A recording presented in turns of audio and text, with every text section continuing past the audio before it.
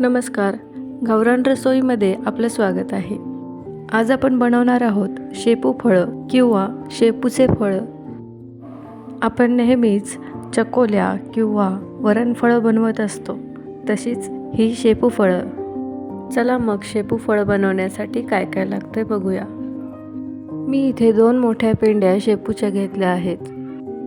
ही भाजी स्वच्छ निवडून स्वच्छ धुवून घ्यायची आहे.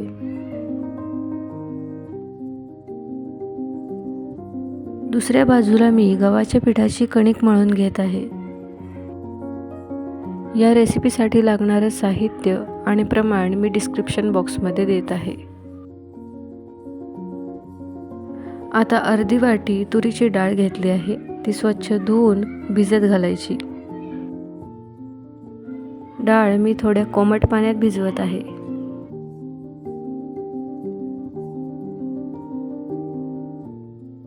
आता एका मिक्सरच्या भांड्यात थोड्या मिरच्या, थोडा लसूण आणि जिरे वाटून घेऊया. मिरचीचं वाटण तयार आहे. आता निवडून धुवून घेतलेली भाजी बारीक बारीक चिरून घ्यायची, अर्ध्या अर्ध्या इंचावर.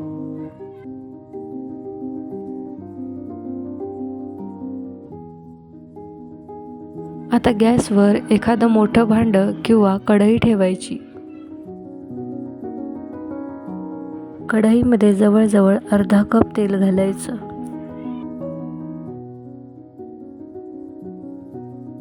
तेल गरम झाल्यानंतर मिरचीचं वाटण घालूया. हे मिरचीचं वाटण चांगलं तळून घ्यायचं.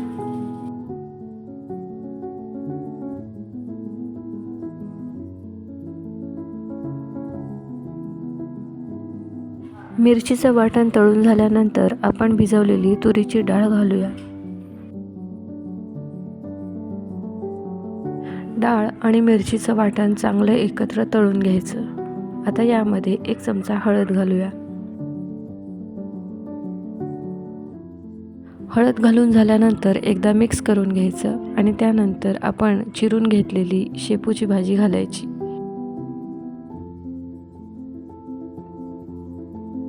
भाजी थोड्या थोड्या पोर्शनमध्ये घालायची. कढईमध्ये हळूहळू भाजी खाली बसायला लागेल. नंतर दुसरा पोर्शन घालायचा. आता भाजी आणि वाटण सगळं एकजीव करून घ्यायचं.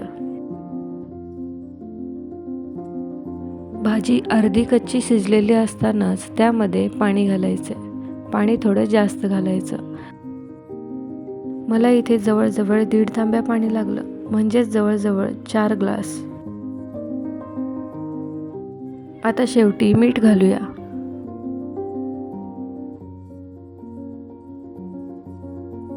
मीठ घातल्यानंतर एकदा मिक्स करून घेऊया आणि उकळी यायची वाट पाहायची. याच दरम्यान मी अर्धी वाटी पाणी घेतलंय आणि त्यामध्ये फक्त 1 चमचा बेसन घालत आहे. बेसन पाण्यामध्ये एकदम एकजीव करून घ्यायचं आणि उकळी आल्यानंतर हेच मिक्सचर किंवा मिश्रण त्यामध्ये घालायचं. याने टेस्टसुद्धा छान येते आणि पाणी जास्त पातळ दिसत नाही.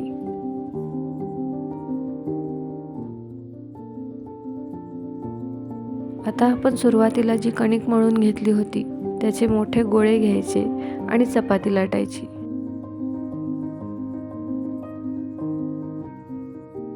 चपाती लाटताना थोडीशी जाडसरच लाटायची.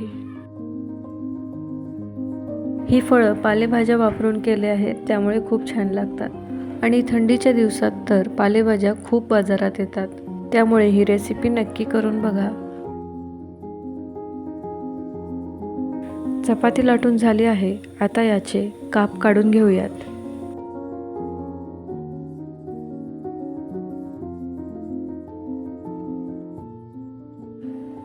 छोट्या छोट्या शंकरपाळीच्या आकाराचे काप काढून घेतले आहेत. तुम्ही बघू शकता, हे असे दिसतात.